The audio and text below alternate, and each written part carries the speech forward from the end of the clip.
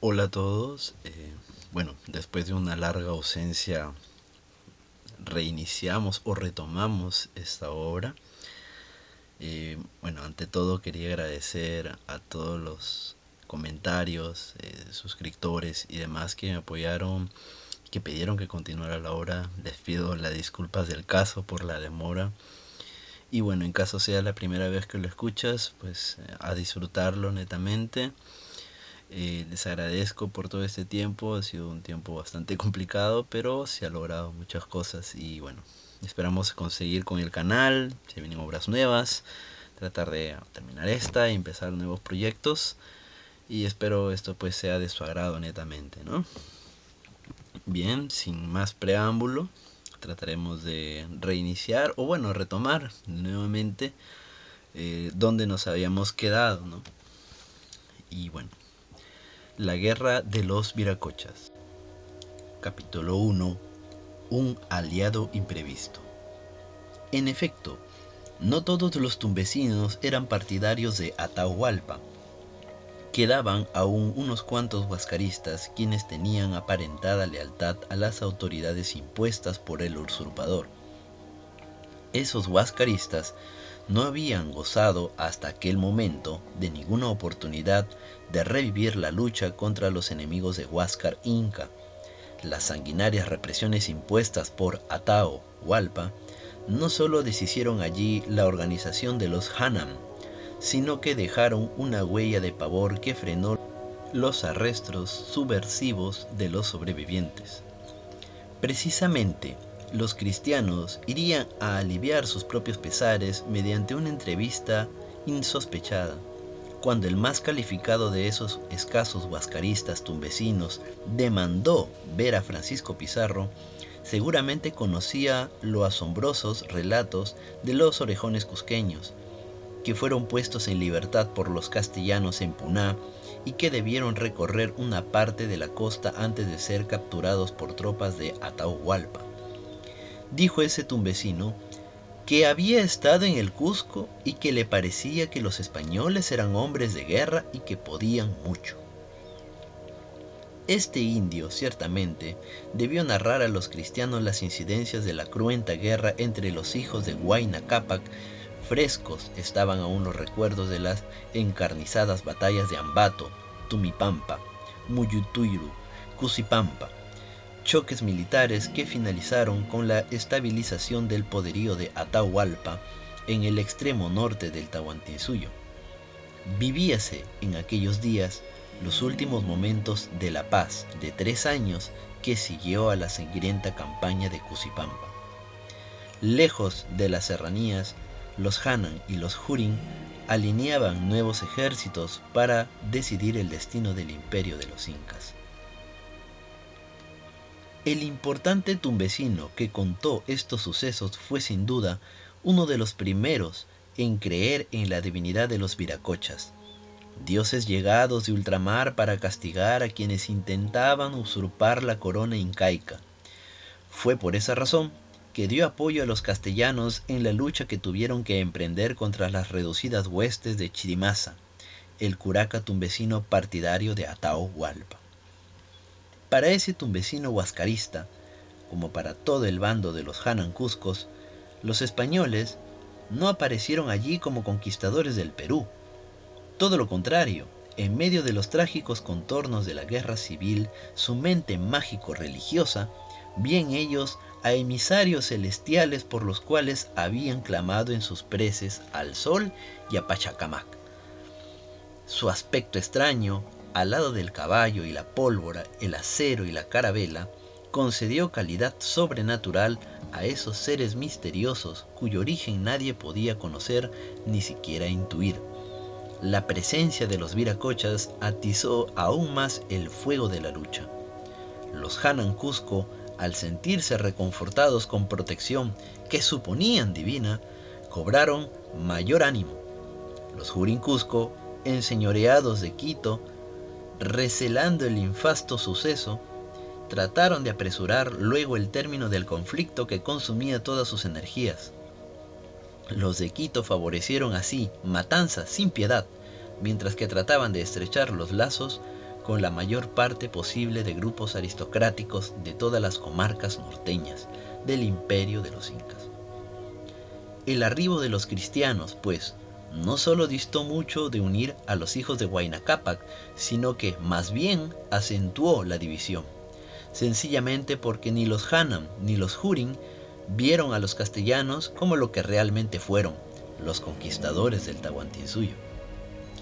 Fue así como aquel tumbesino huascarista que se ofreció para apoyar a los cristianos no hizo sino atacar la tradición imperial cusqueña, que lo obligaban a ser fiel a la legítima dinastía de los Hanan Cuscos, que representaba Huascarinca. Por ello, con toda decisión, volvió a coger las armas contra Quito, poniéndose del lado de quienes veía dueños de tan terribles fuerzas mágicas, emisarios celestiales, que ya iban anunciando una nueva justicia. Batalla de Bombón. Varios combates en los Andes se realizan mientras los castellanos van imponiendo su política en la costa del Tahuantinsuyo. Fueron de notable mortandad los de Cusipampa, por segunda vez, y Conchahuaylas, los Chachapoyas, tribus levantiscas incorporadas al imperio de los incas pocos años atrás, se retiraron de la contienda en esta época. Carácter particularmente violento tuvo el encuentro de los Hanan contra los Hurin en la meseta de Bombón. Allí se embistieron los unos y los otros con tanta furia, y fue tan reñida la batalla que duró hasta la noche sin que se conociese ventaja ninguna de ambas partes. Al otro día por la mañana se tornó en ella un nuevo brío y deseo de que los Huanca Auqui se habían animado viendo las derrotas de las huestes de Huascarinca y las oraciones que han sido dirigidas al sol para que proteja la dinastía imperial. Los rumores los hacen dueños de fuerzas sobrenaturales, no pueden por tanto sino ser los justicieros viracochas. Nadie ha recogido mejor la impresión de mágico respeto a los conquistadores que Titu Cusi Yupanqui, cuando transcribe el mensaje llevado hasta la capital del imperio de los incas por veloces postas tayanas. Es una gente que sin duda no pueden ser menos que viracochas, porque dicen que vienen por el viento y es gente barbuda, muy hermosa y muy blancos, comen en platos de plata y las mismas ovejas que los traen a cuestas, las cuales son grandes, tienen zapatos de platas como hechas yapas, rayos, como el cielo. Mira tú, si semejante gente y que de esta manera se rige y gobierna serán viracochas, y aún nosotros los habemos visto por nuestros ojos a solas hablar con paños blancos y nombrar a algunos de nosotros por nuestros nombres sin que se lo diga nadie. No más de mirar al paño si tienen delante y más que es gente que no se les aparecen sino las manos y la cara, y las ropas que traen son mejores que las tuyas, porque tienen oro y plata, y gente de esta manera y suerte. ¿Qué pueden ser sino viracochas? Cieza de León precisa que cuando llegaron estas noticias, alegráronse los Huananjanan Cuscos. Tenían tal acontecimiento por milagro. Creían que Dios Todopoderoso, a quien llaman Tra Viracocha, envió del cielo a aquellos hijos suyos para que libraran a Huascaringa y los restituyesen en el trono. El erudito jesuita Bernabé Cobo, cronista enciclopédico, confirmará después estas tesis apuntando que el nombre de viracochas a los españoles nos pusieron solos los vecinos de Cusco y aficionados a Huáscar. Joseph de Acosta cree que la versión se propagó rápidamente por haber aparecido los cristianos poco después de grandes invocaciones a las divinidades imperiales demandando justicia contra el usurpador quiteño, tesis que comparte Juan Polo de Ondegrado. Van y vienen entonces mensajeros secretos del Cusco para observar a los viracochas. Al poco tiempo nadie dudará ya en la capital del origen divino de los extraños seres salidos del mar. Renace la esperanza y Huascarinca oficializa el nombre de viracochas. Cunde entonces fuerte optimismo, aguardándose que el rebelde usurpador Atahualpa caiga pronto aniquilado por esos dioses misteriosos. Presionado por la rebeldía de sus ejércitos del norte, que alinearon todos con Atahualpa, Huáscar Inca decidió enviar de inmediato una comitiva para rendir pleitesía a los viracochas y rogar su decisiva intervención. Las guerras de Tumbes. Cuenta Antonio de Zárate que el gobernador anduvo sin poder hablar con indio ninguno, que todos andaban por los cerros con las armas en las manos. Francisco Pizarro se asentó entonces en la ciudad, donde solo había gente menor y de servicio. Envió mensajeros a los curacas, pero no aceptaron tratos. Por el contrario, atacaban a los indios centroamericanos auxiliares de los españoles y a los esclavos negros cuando salían a recoger el alimento en los alrededores. Hizo entonces construir balsas de modo secreto, y Hernando de Soto, con 50 jinetes, mayor número de peones e indios amigos armados, cruzó el río a fin de sorprender a los enemigos. Dieron cuando amaneció sobre el real de los indios, y haciendo cuanto daño pudieron en él, hicieron todos aquellos 15 días cruda guerra a fuego y a sangre por los 3 españoles que sacrificaron. El curaca de Tumbes, Chirimasa, al último, no contaba sino con 600 soldados, pero resistió bastante bien el ímpetu de la caballería, aprovechando el terreno de manglares. Cuando Pizarro le intima rendición, recibe solo burlas. Finalmente se replegó a un fuerte donde fue cercado. Ofrecida la paz por los españoles, ya casi sin efectivos militares, aceptó negociar y se entregó. Los desengañados. No obstante, los pequeños triunfos alcanzados en Tumbes, el monto de las victorias, no convence a los españoles. Hernando de Soto sigue inquieto y empieza a tramar un motín con su gente de mayor confianza. Otros 16 conquistadores, decepcionados de la poca riqueza hallada en las nuevas tierras, deciden abandonar la expedición. Retornarán a Nicaragua o a Panamá, donde gozarán de sus feudos indígenas o de una pobreza sin riesgos. Hasta 2 sacerdotes desengañados se retiran de la empresa, pero a la tropa que se queda consuela la llegada de refuerzos que arriban atraídos por la fama de las tierras descubiertas. Partida hacia Piura. Francisco Pizarro decidió partir de Tumbes hacia el sur en vista de informaciones extremadamente favorables en torno a la división política existente en todas las comarcas, yungas de la costa norte y central del Tahuantinsuyo. Remontó así el río Tumbes en varias jornadas, cruzando por pequeños pueblos como Huásimo, en todos los cuales encontró escasa resistencia. Finalmente, abandonando esa zona, se dirigió más al sur hacia Poechos.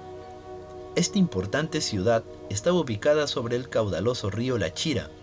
Meses atrás la habían sujetado Hernando Pizarro y Sebastián de Valcalzar, desalojando a la reducida guarnición que allí tenía Atahualpa.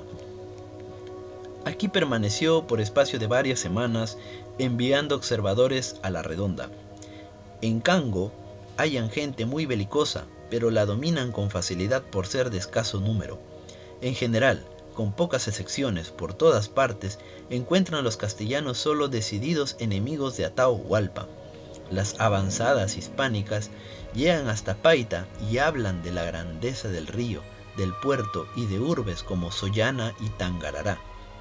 Decide entonces continuar el viaje, alentado por las noticias que recibe sobre la cruenta guerra civil en las serranías. Continúan librando los hijos de Huayna Cápac. Francisco Pizarro siguió así su marcha, estimulado por el odio acérrimo de los lugareños hacia Atahualpa, odio que los conduce a unirse a los cristianos. En verdad, Atahualpa, para someter a las regiones piuranas, había impuesto un régimen de terror. Curaca hubo que contó a Francisco Pizarro que el quiteño le había matado 4.000 de sus 5.000 indios tributarios. Por ello, como lo cuenta la relación francesa, los indios son grandes amigos de los cristianos, a quienes ingenuamente vieron como dioses libertadores. El gobernador, por lo demás, se asesora permanentemente con los nobles parientes de Chirimasa, que van en su cortejo. En esta comarca piurana halló Pizarro una excelente base de retaguardia para penetrar hacia Cajamarca. Los señores de allí, Tayanes, le pidieron su amistad, los cuales eran enemigos mortales de Atahualpa, quien les había usurpado el señorío. No es posible olvidar que estas poblaciones alinearon con Huáscar Inca al principio de la guerra civil. Cieza escribe que si Atahualpa, siendo, como era, un esforzado guerrero, se quedó en la retaguardia en Cajamarca, fue para evitar un levantamiento general de los yungas costeños y de las provincias de Tumipampa y Cañari. A tal factor subversivo se sumó pronto la imprevista y fanática llegada de los españoles. La pleitesía de Huáscar Inca. Bajando el río, la Chira, se produce en Tangarala uno de los hechos de mayor trascendencia para la conquista del Tahuantinsuyo: la entrevista del jefe de las mesnadas castellanas con los emisarios cusqueños enviados por Huáscar Inca desde el Cusco a fin de rendirles pleitesía. Preside esa delegación imperial Huamán Malquitopa, quien, en nombre de la legítima dinastía real y de todos los pueblos del sur del imperio, pide justicia y castigo para el usurpador Atahualpa. Francisco Pizarro, sin desmentir el engaño, respondió que ya iba de camino para ayudar con la verdad y justicia a quien la tuviese y favorecer a quien lo mereciese. Terminó expresando que marchaba con sus huestes para deshacer aquellos agravios y cualesquiera otros que hallase. Satisfechos con las respuestas logradas de labios de los viracochas y asombrados de los caballos, los negros, los arcabuces y los aceros, los emisarios imperiales se retiraron deprisa rumbo al sur para informar a su rey del término de la gestión y de los favorables ofrecimientos de las divinidades. Con tales sucesos, Huáscar Inca se sintió cada vez más tentado a sostenerse con ayuda de los sacerdotes que con el esfuerzo de sus generales. Sin embargo, la aristocracia militar cusqueña continuaba empeñada en reforzar los ejércitos imperiales. Es así como se consigue enviar un casi simbólico refuerzo de 2000 orejones escogidos. Bien, hasta aquí es el video que vamos a subir el día de hoy. Espero pronto seguir subiendo nuevos videos. Y si les ha gustado, les agradecería que se suscriban, que den like. Y muchísimas gracias a todos mis oyentes, todos aquellos que están escuchando esto ahora. Vamos a tratar de ser lo más frecuente y ahora sí voy a retomar con más fuerza y los espero en el siguiente capítulo de la guerra de los viracochas. Mucho gusto, hasta luego.